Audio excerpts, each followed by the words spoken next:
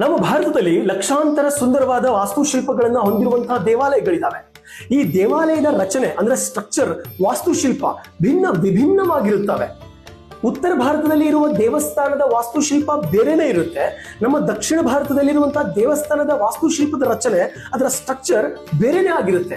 ಭಾರತೀಯ ದೇವಸ್ಥಾನದ ವಾಸ್ತುಶೈಲಿ ಎಷ್ಟು ಪ್ರಕಾರದಲ್ಲಿದೆ ಅನ್ನೋದನ್ನ ತಿಳಿದುಕೊಳ್ಳೋಣ.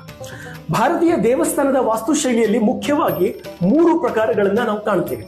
ಮೊದಲನೆಯದು ನಾಗರ ಶೈಲಿ, ಎರಡನೆಯದು ದ್ರಾವಿಡ ಶೈಲಿ, ಮೂರನೆಯದು ವೇಸರ್ ಶೈಲಿ. ಉತ್ತರ ಭಾರತದ ಪ್ರತಿಯೊಂದು ದೇವಸ್ಥಾನವು ನಾಗರ ಶೈಲಿ ವಾಸ್ತುಶಿಲ್ಪವನ್ನ ಹೊಂದಿದ್ರೆ, ಹಾಗೆ ದಕ್ಷಿಣ ಭಾರತದ ದೇವಾಲಯಗಳು ದ್ರಾವಿಡ ಶೈಲಿಯ ವಾಸ್ತುಶೈಲಿಯನ್ನ ಹೊಂದಿರುತ್ತೆ. ನಾಗರ ಶೈಲಿ ಮತ್ತು ದ್ರಾವಿಡ ಶೈಲಿಯ ವ್ಯತ್ಯಾಸ ಏನು, ಅದನ್ನ ಹೇಗೆ ಕಂಡುಹಿಡಿಯೋದು? ನಾಗರ ಶೈಲಿಯ ದೇವಸ್ಥಾನದ ಗೋಪುರ ಮುಖ್ಯವಾಗಿ ಒಂದು ಉದ್ದನೆಯ ಶಿಖರವನ್ನ ಹೊಂದಿರುತ್ತೆ. ಅದರ ಮೇಲೆ ಗೋಲಾಕಾರದ ಕೆತ್ತನೆ ಇರುತ್ತೆ. ಅದನ್ನ ಅಮಲ್ಕ ಅಂತ ಕರೀತಾರೆ. ಆ ಗೋಲಾಕಾರದ ಕಲ್ಲಿನ ಮೇಲ್ಗಡೆ ಒಂದು ಕಳಸ ಇರುತ್ತೆ.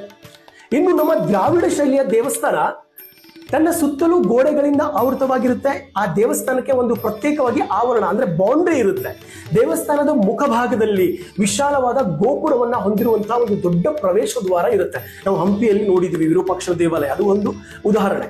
ದ್ರಾವಿಡ ಶೈಲಿಯ ಗೋಪುರದಲ್ಲಿ ನಾವು 10 ಹಲವು ಬಗೆಯ ಸೂಕ್ಷ್ಮ ಕಲಾಕೃತಿಗಳನ್ನ, ಕೆತ್ತನೆಗಳನ್ನ ಕಾಣ್ತೀವಿ. ಇನ್ನು ಮೂರನೆಯದು ವೇಸರ್ ಶೈಲಿ.